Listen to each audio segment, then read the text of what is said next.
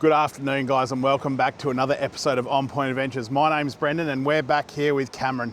How are you, Cam? Well, I've been better, Brendan. I'm not going to lie. You know, it's been tough times, but...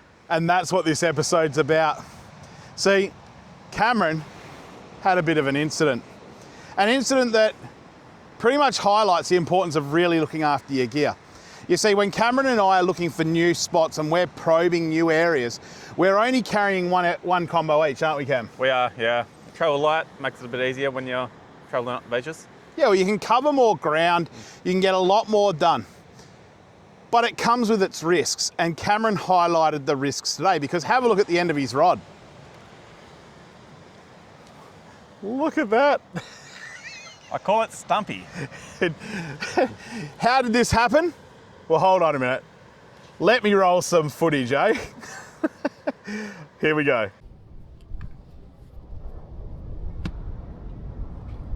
Why don't you just find it? I will find it. What are you planning on doing once you got it? Put it back in. Saying naughty guide. Yeah. See, what we have here is Cameron looking for the top of his guide insert because it fell out, because Cameron treats his gear with respect. Well, at least I don't break glass on the beach. No.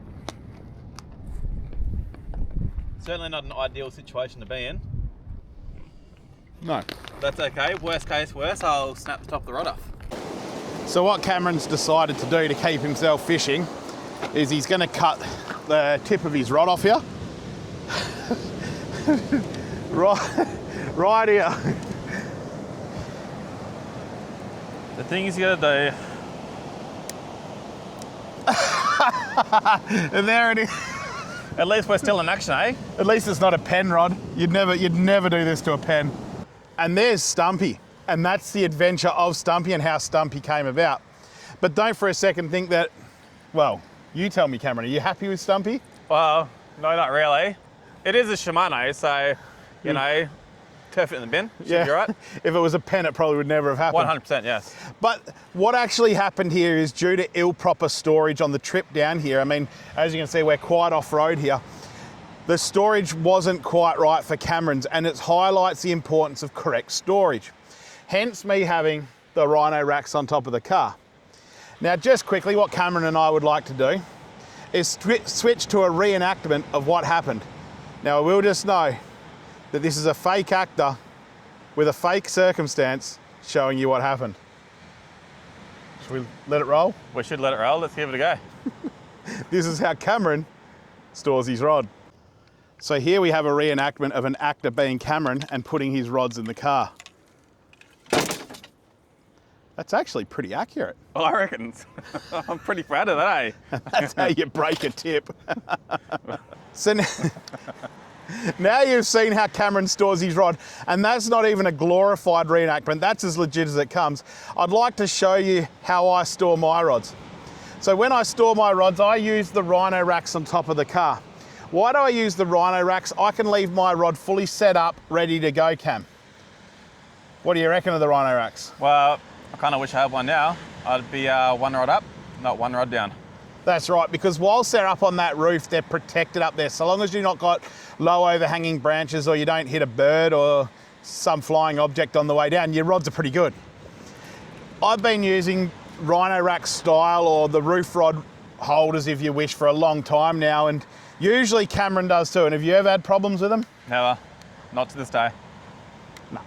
So it just shows that storing them in properly isn't good. But what I'm going to do is I'm going to leave you with Cameron while I show you how quick and easy it is for me to load this rod on the roof. Just watch this. Cam, you can talk if you want. Just quickly, and I'm not that devastated because it means another BCF for an Anaconda trip. You know, I get to go shopping. Not such a bad thing.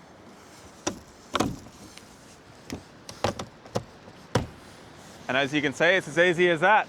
All done and dusted within 5 seconds, eh, Brens? Yeah, those rods are done now. That's on the roof. That's not going anywhere. It's protected. I've got the advantage of leaving the lure on the rod, the whole lot. But as I said, most importantly, I know my rod's going to work when we get down.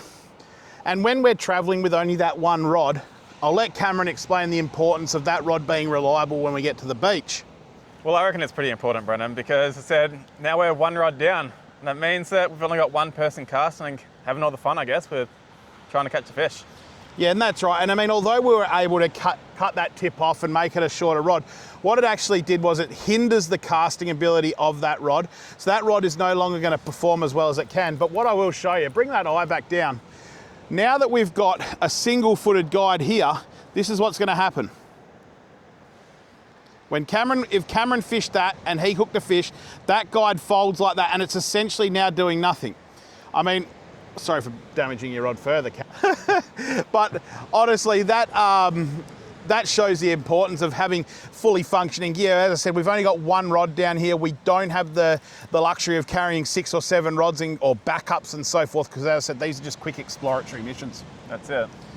But it didn't really matter anyway, because we got down there and there was jack all happening, full of weed, too much swell, and we know that equals no tailor.